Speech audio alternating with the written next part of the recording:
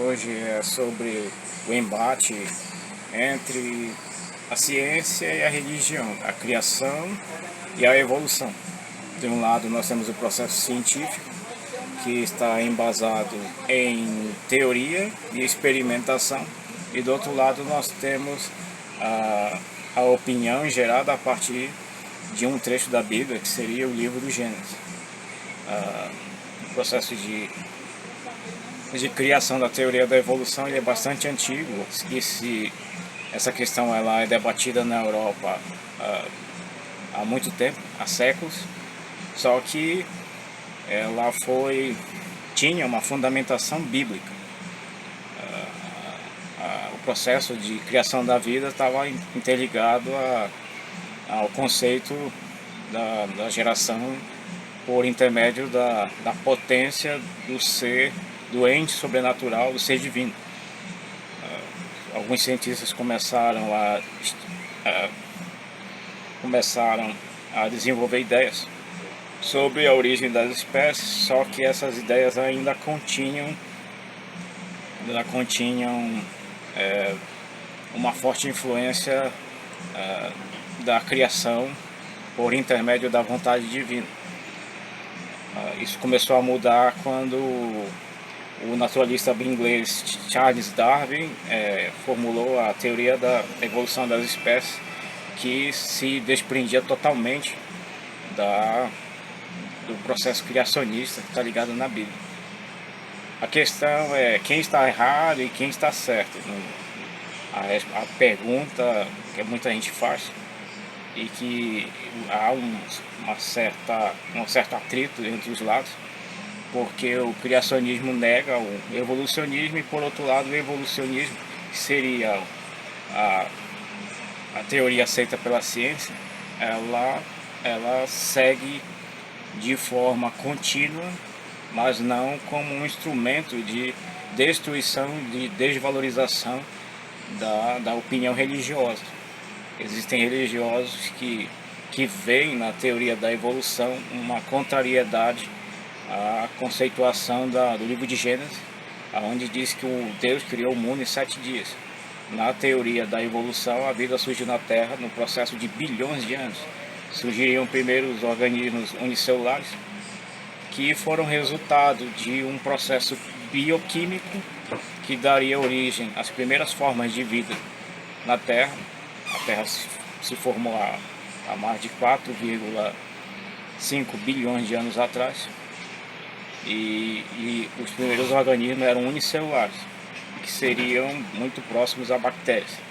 Essas bactérias deram origem a outros seres que seriam pluricelulares, hoje extintos, que se notaria como um grande exemplo no processo de criação da vida na Terra, o período do Cambriano, que é denominado pelos cientistas como explosão do Cambriano, onde a maior parte da vida existente na Terra foi naquela época.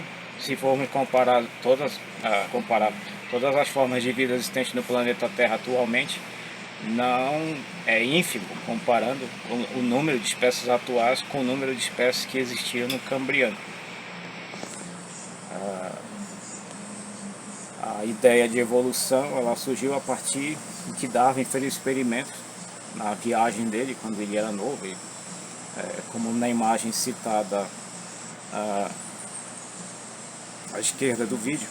Ele tinha por volta de 32 anos quando ele fez a viagem no HMS Beagle, que seria um navio de velas, onde ele foi acompanhado pelo ajudante dele de pesquisa, Thomas Huxley, aonde ele procurava dar fundamento à ideia dele na pesquisa sobre novas espécies, a diversidade da biofauna mundial e da flora. Ele viajou, passou pela Ilha de Galápagos, passou pelo território da Ilha do Fogo e inclusive pelo Brasil, aonde ele contraiu a doença de Chagas ao ser picado por um besouro barbeiro. Ele foi contaminado pelo protozoário Trypanosoma cruzi e veio a falecer na velhice por consequência de problemas cardíacos provocados pela doença de Chagas. Qual a questão envolvendo criacionismo e evolucionismo? Pode ser uma questão muito polêmica no mundo de hoje, mas o embate entre religião e ciência ele é bem antigo. Ele surgiu no Renascimento, quando os primeiros cientistas, primeiros pesquisadores como Galilei começou a questionar a questão do teocentrismo, que alegava que a Terra era o centro da galáxia, do nosso sistema solar, e ele propôs que não, ele propôs a teoria do heliocentrismo, onde o Sol era o centro do nosso sistema solar. Ele teve que voltar atrás nessa afirmação porque ele foi acusado pela Igreja Católica de heresia, e isso poderia levar ele à condenação à morte. E mesmo que ele tenha voltado atrás, né, na teoria dele, publicamente frente à comissão da Inquisição, ele continuou convicto de que essa era a teoria certa. Outro personagem histórico muito importante que lançou teoria no campo científico foi o clérigo Giordano Bruno, que viveu na Itália. Ele sofreu um processo que durou mais de 7 anos, onde inimigos dele dentro da igreja só sossegaram quando ele foi definitivamente condenado à morte, onde ele foi executado na fogueira. Hoje existe um monumento na Itália que traz a imagem dele como uma homenagem pelo esforço dele em prol da ciência e por ele ter se sacrificado, ter sido um homem da igreja que foi tratado como herege. Havia uma loucura desencadeada e pluralizada naquela época, onde qualquer forma de questionamento da doutrina da igreja era passível de punição, ou prisão, ou morte, como foi o caso do clérigo Giordano Bruno. Aí você pergunta qual a minha opinião sobre isso. Eu, como cristão, eu sei discernir o conceito de religioso do conceito científico. O livro de Gênesis ele fala do processo de criação como uma vantagem de uma força divina, uma força inteligente capaz de gerar um mundo a partir do seu desejo. O conceito científico ele fala de um processo lento, gradativo, que levou bilhões de anos até chegar às formas atuais de vida. Nós temos diversos tipos de animais na Terra, divididos em grupos, peixes, moluscos, plantas, um grupo indefinido que são os vírus, que por muitos cientistas não são considerados organismos por serem unicelulares, porém eles não têm diversos componentes que constam numa célula, em um organismo unicelular, como existe na bactéria, que é um ser unicelular e assexuado, ele consegue se reproduzir. O vírus não consegue isso, ele precisa de um hospedeiro, ele se aloja dentro de uma célula para que essa célula gere novas unidades virais.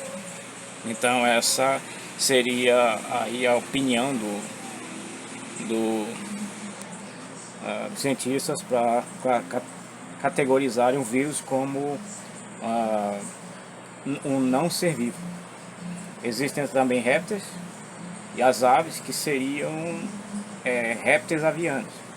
Aí se perguntar por que são répteis avianos, porque as aves são um grupo remanescente sobrevivente à queda do asteroide que matou os dinossauros não avianos. Aí as pessoas poderiam pensar que os dinossauros não existem, eles estão extintos, mas não é bem a verdade. Há uma confusão. As aves são um grupo de dinossauros que sobreviveu, passou por um processo de evolução, se aperfeiçoou ao mundo atual e se tornaram aí ainda são um grupo dominante, porque elas são encontradas em todos os continentes do mundo. Seja na América do Norte, a Antártida, você vai encontrar aves de todas as espécies, especializadas em diferentes tipos de alimentação. Algumas são aves especializadas em grãos e outras são predadoras, como o grupo das aves de rapinas, e outras são necrófagas, como os abutres do Velho Mundo e os abutres africanos, e o europeu. Aí existe essa questão de quem está certo, se é o cristianismo, na doutrina da evolução, da criação, ou seria a ciência com o conceito da evolução. Existe aí uma posição que seria interpretativa. Você tem que ver o mundo de forma religiosa, ter a sua opinião e também enxergar o mundo pelo conceito da ciência. A vida surgiu na Terra através de um processo muito lento, que já foi provado, existem evidências sobre isso. Existem diversos animais, incluindo o ser humano, que é um animal que evoluiu de espécies já extintas de hominídeos. Nós temos antepassados extintos e temos, como Australopithecus, temos outros indivíduos que seriam parentes do ser humano, não necessariamente antepassados, mas que seriam espécies anteriores que viveram na Terra há milhares de anos atrás, há milhões de anos atrás, e que acabaram desaparecendo por competição, mudança climática, e não se habituaram e acabaram desaparecendo. O ser humano, a espécie Homo sapiens sapiens, que é a nossa espécie atual de primata, acabou seguindo em frente. Nós temos parentes vivos, que têm ligações genéticas, um código genético bem semelhante ao código genético do ser humano, que seriam orangotangos, bonobos, chimpanzé e gorila. Que existem correntes religiosas que reprovam isso, porque a conceituação bíblica seria que o ser humano surgiu a partir de um casal primordial, que seria Adão e Eva, e não que o ser humano surgiu de espécies de animais antigos, extintos. Como há uma gravura que foi produzida no tempo de Charles Darwin, que conta, que mostra de forma debochada Charles Darwin segurando a mão de dois chimpanzés. Aí diz uma menção embaixo, em inglês, que seria Darwin com seus avós. Isso também poderia ser usado como para explicar uma das expressões de cunho racista que chamam pessoas negras de macacos. Totalmente equivocado, sem fundamentação científica. Aí você pode tentar entender quem teria mais razão nessa situação, quem estaria errado, quem estaria certo. Não é uma questão de estar errado ou estar certo, isso é um ponto de posição. Existem religiosos que entendem que a ciência é um processo normal, a teoria científica é o estudo que é aprofundado para chegar até o conceito atual, a partir da teoria de evolução de Charles Darwin, como existem com um grupo de lepidopteros, que seria o grupo onde estão enquadrados ali, pertencentes, seriam as borboletas e mariposas, como no exemplo da imagem abaixo do vídeo, que mostra uma mariposa da morte. Seria uma ilustração produzida pelo próprio Darwin. Os lepidopteros, eles são divididos em várias espécies ao redor do mundo. Eles são encontrados na América do Norte, do Sul, e na Europa e Ásia. Nós temos aqui diversas espécies amazônicas. E ele chegou à conclusão que esses animais, eles são resultado de um ancestral comum, ou seja, existia um indivíduo que deu origem a essas espécies. Ele sofreu adaptações, modificações, provavelmente ele já está extinto, seria o primeiro indivíduo desse grupo, do Lepidopteros, que deu origem a todos os grupos hoje em dia existentes. Existe uma questão que é o isolamento do gene. Esses animais não se cruzam para gerar herdeiros. Cada indivíduo vai acasalar com um indivíduo da sua espécie para gerar um indivíduo semelhante a eles. Seria um outro ser. Como ocorre com felinos, por exemplo, o gato do mato e a jaguatirica, que são do grupo Felidae, são felinos, porém eles não podem gerar um herdeiro porque eles têm um isolamento genético provocado porque eles vivem em regiões diferentes do Brasil. Então eles têm genes que são diferentes, que se dois indivíduos de espécies diferentes acasalassem, eles iriam gerar um animal estéril. Eu provavelmente com um problema de saúde que viria a morrer antes de chegar à fase adulta. Existem uma forma de interpretação da Bíblia que diz no Levítico, nos primeiros 5 livros do Pentateuco, que diz que qual seria a alimentação dos hebreus naquela época, o que era impuro e o que era puro. Na visão dos antigos hebreus, eles classificavam os animais como aves, tudo aquilo que era alado. Por exemplo, eles dizem no livro de Hebreus que não se deve comer o mocho, milhafre, que é uma ave que é encontrada na África, e o morcego e a pupa. Eles consideravam a pupa, no caso, que seria a mariposa, e o morcego, que é um mamífero, aves.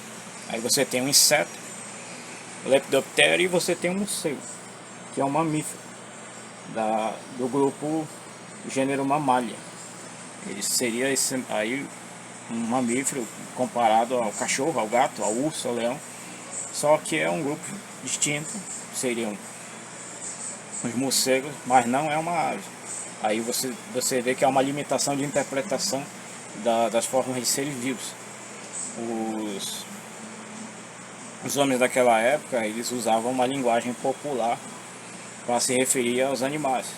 Então eles tentam explicar a origem do mundo por uma concepção popular, que seria algo comum a toda e qualquer religião.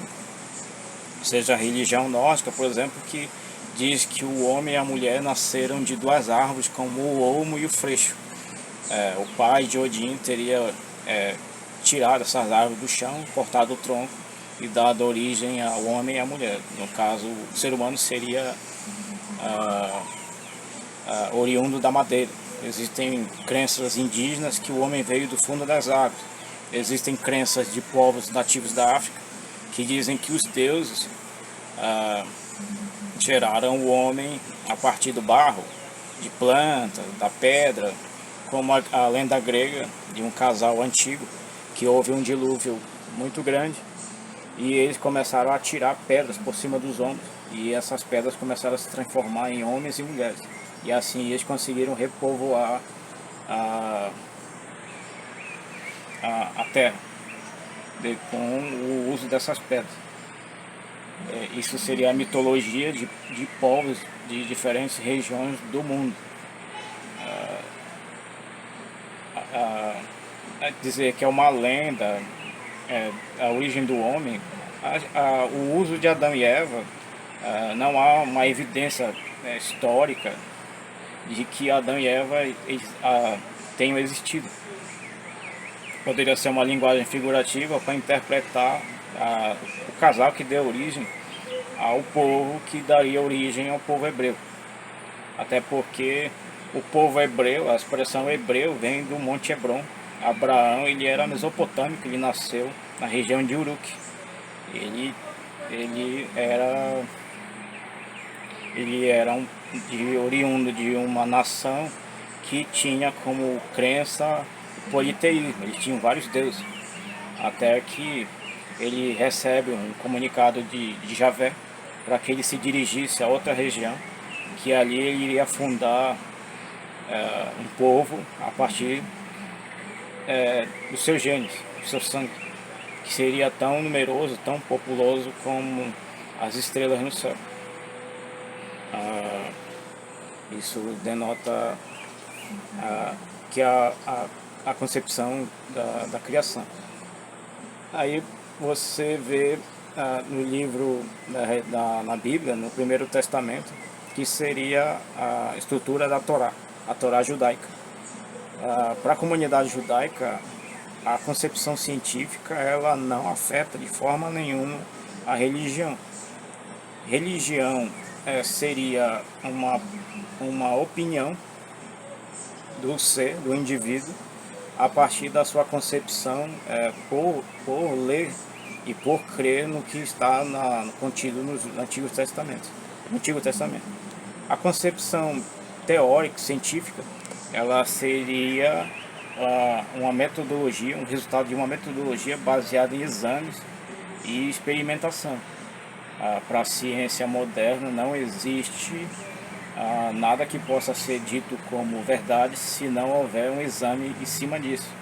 Seria um questionamento que se enquadra dentro do campo da filosofia. A filosofia seria questionar se algo é real e por que aquilo é dito, por que existe, se existe. Essa seria uma opinião da ciência.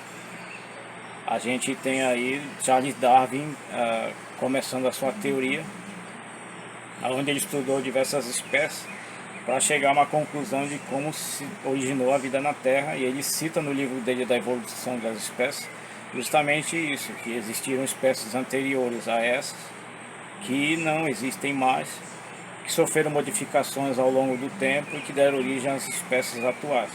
Essa seria aí a opinião do naturalista inglês Charles Darwin, quando ele viajou pelo mundo e conseguiu reunir uma grande soma de materiais que ele levaria para a Inglaterra depois do término da expedição.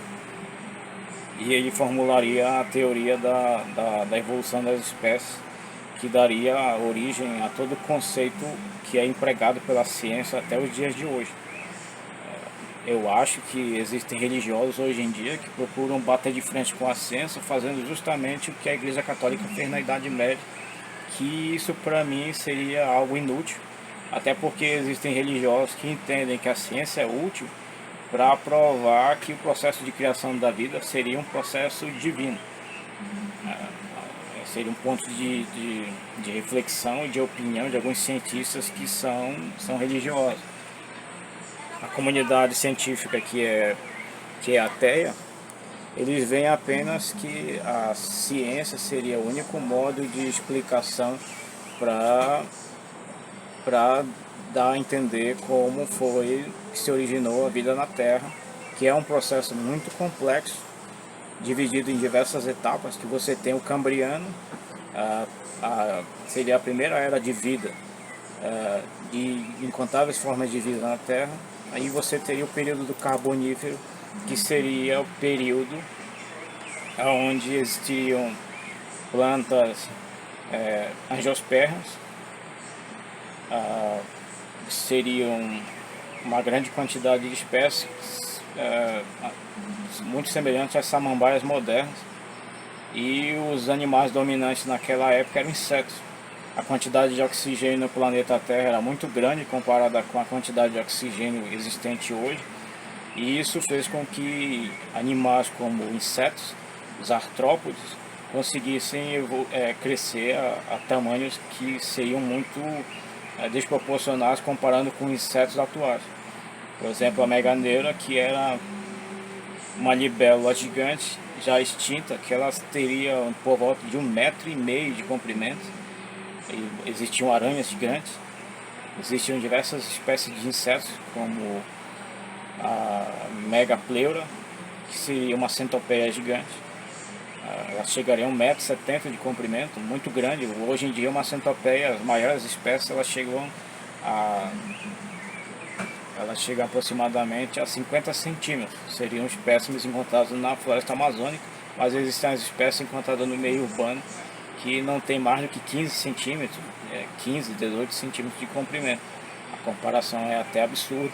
E se for comparar a meganeura com uma libélula atual, a libélula atual ela não tem mais do que 12 centímetros de comprimento do corpo. A diferença é gritante.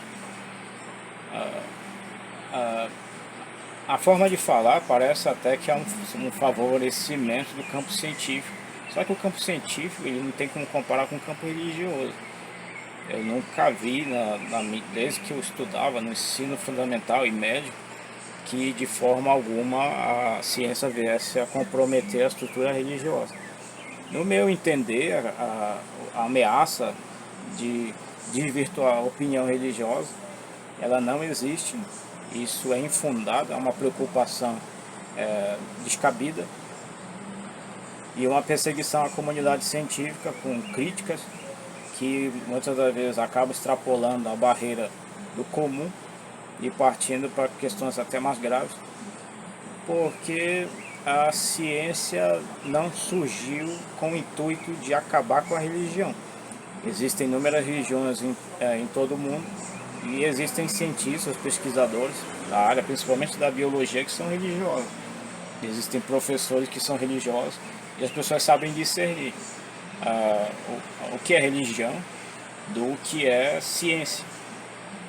Por exemplo, no mundo, no século XIII, a Europa foi assolada pela peste negra, que seria uma bactéria, Lecticina peste, que matou aproximadamente um terço da população europeia e se espalhou pela Ásia.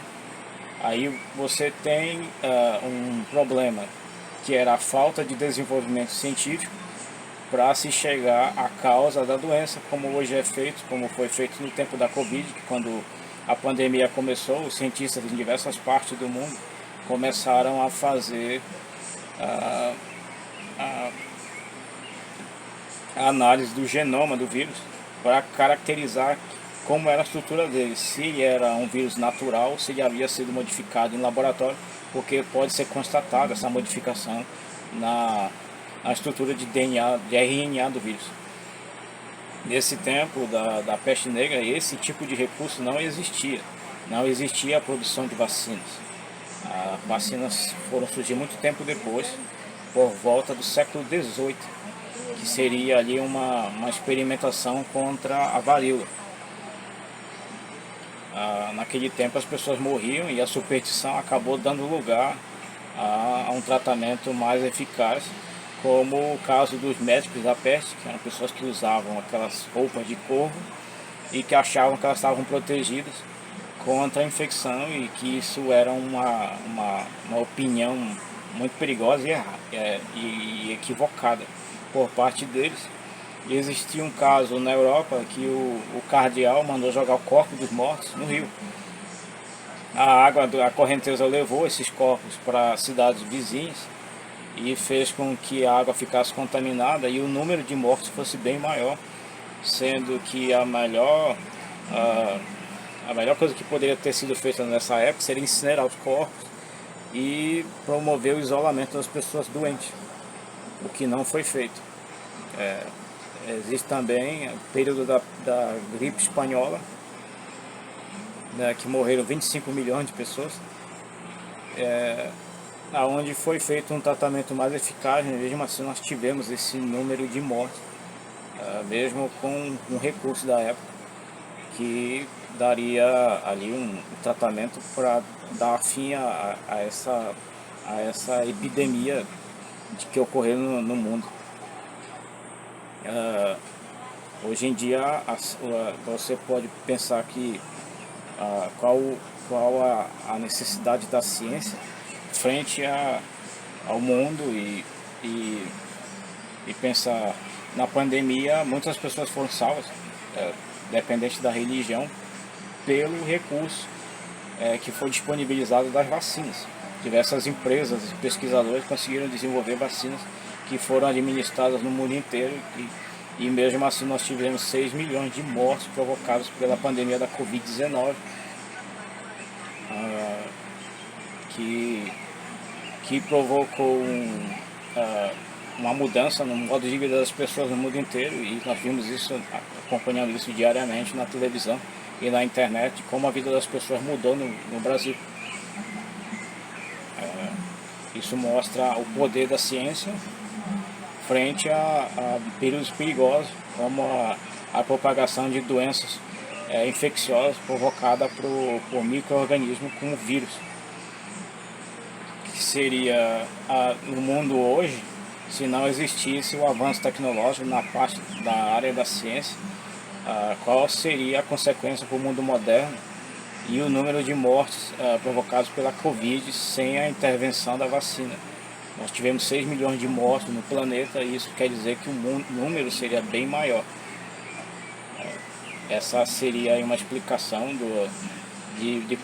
da evolução da ciência, e isso foi possível estudando as espécies. O sequenciamento do código genético do projeto Genoma, que foi iniciado no início dos anos 2000, fez com que a ciência desse um salto significativo para chegar aos dias de hoje. Hoje existem inúmeros tratamentos para doenças naquela época que eram consideradas incuráveis. Hoje já se sabe de anomalias genéticas que antes não se tinha conhecimento. E houve uma revolução no campo da ciência no tratamento contra o câncer. Naquela época, pessoas que contraíam câncer, a probabilidade é que elas viessem a óbito. Hoje em dia existem uma grande infinidade de medicamentos. Houve uma alteração no processo de tratamento oncológico e hoje em dia a gente tem o maior número de pessoas que conseguem sobreviver a essa doença. O que sem o projeto Genoma não seria possível. Isso mostra como a ciência se tornou útil.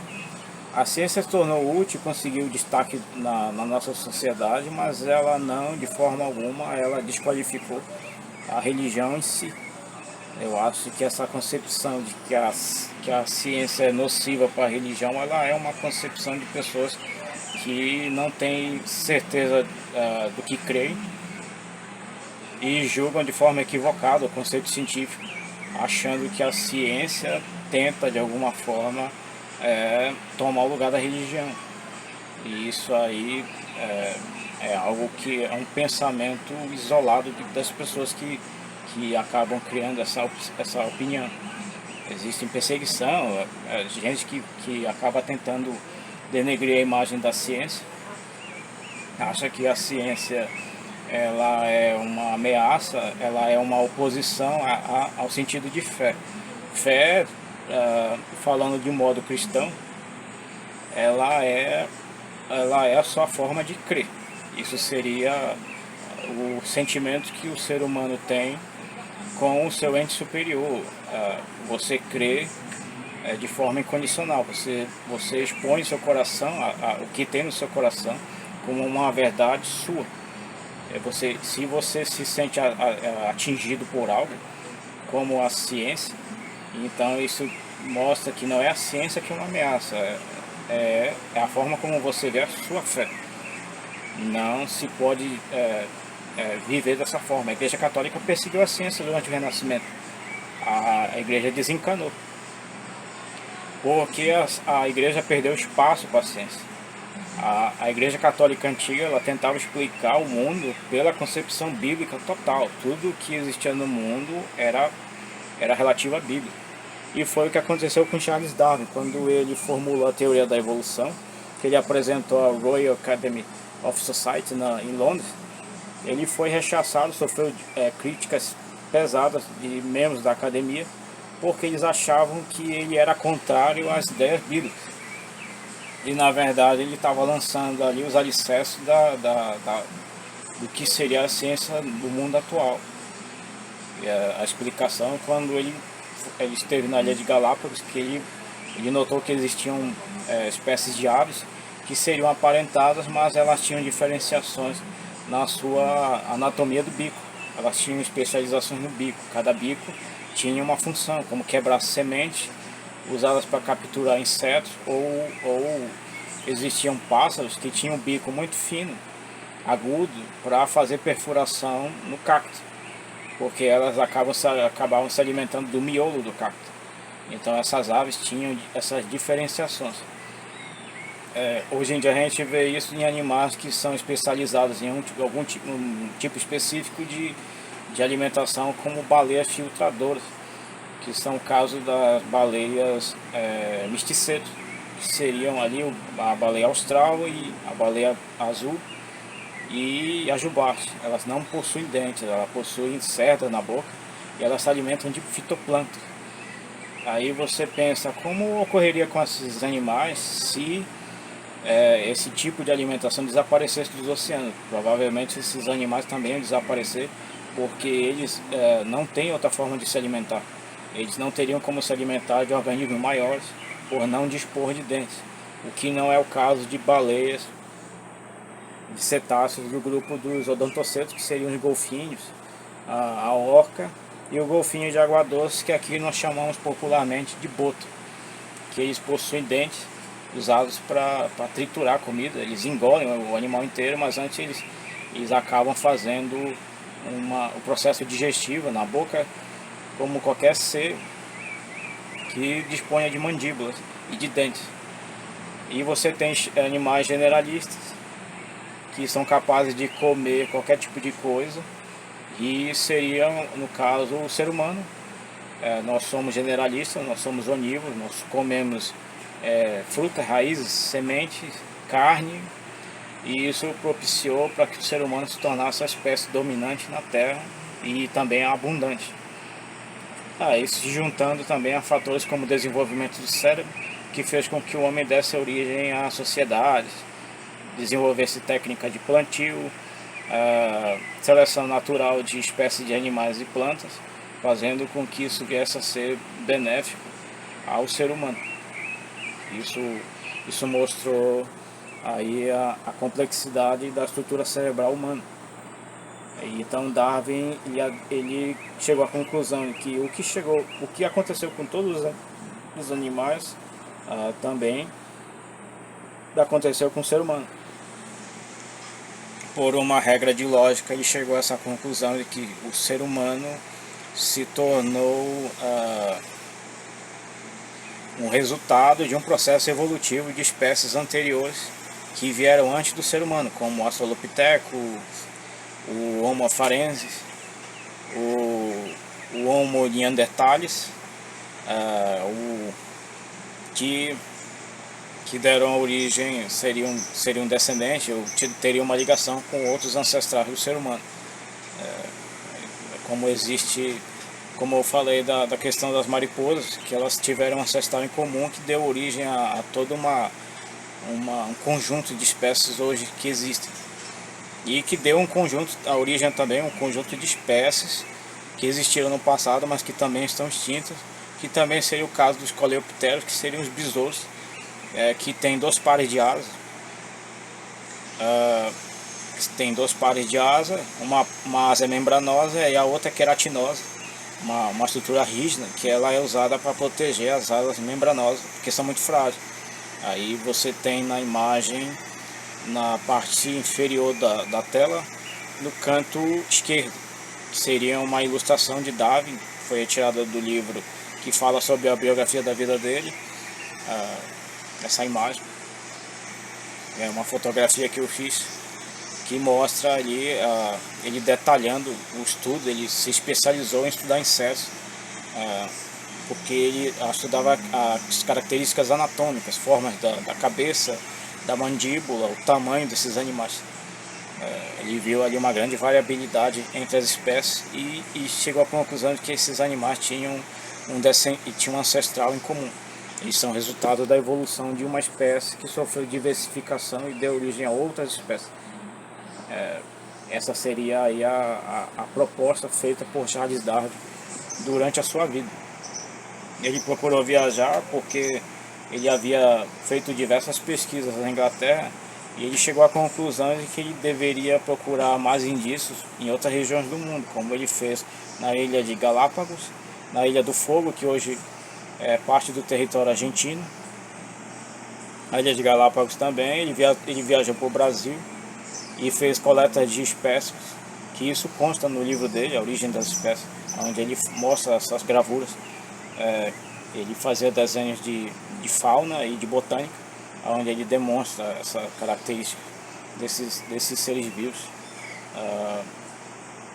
que ele iria fundamentalizar a sua teoria da evolução, que provocou polêmica na época. Houve uma discussão muito grande dentro da academia, da Royal Academy of Society,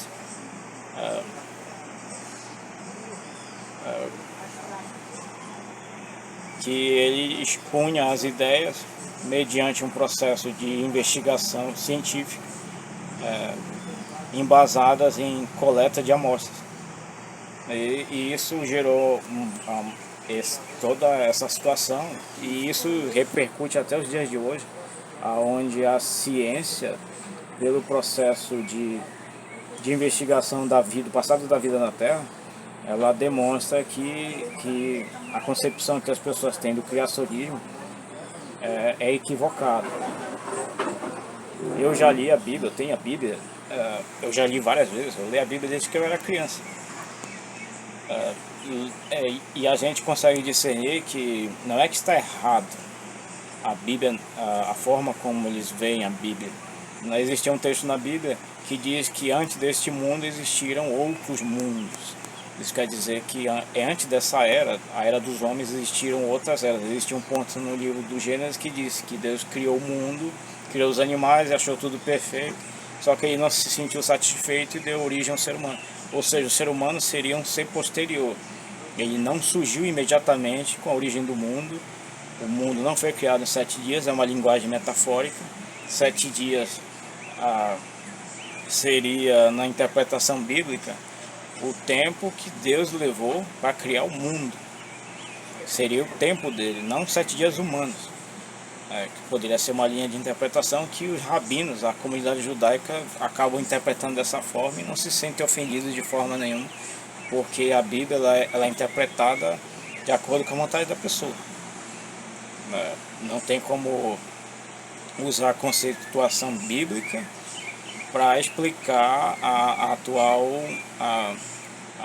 concepção que se tem sobre a origem da vida na Terra, como dizer que os dinossauros surgiram há poucos, sei lá, 5.000 anos atrás, sendo que esses animais surgiram há centenas de milhões de anos atrás, que eles são são descendentes de répteis anteriores que dariam origem à linhagem dos dinossauros e outros répteis que dariam origem aos pterodáctilos, que já foram considerados no passado dinossauros, só que por análise da estrutura óssea eles divergem dos dinossauros, como o grupo dos maniraptores, terópodes e os saurópodes.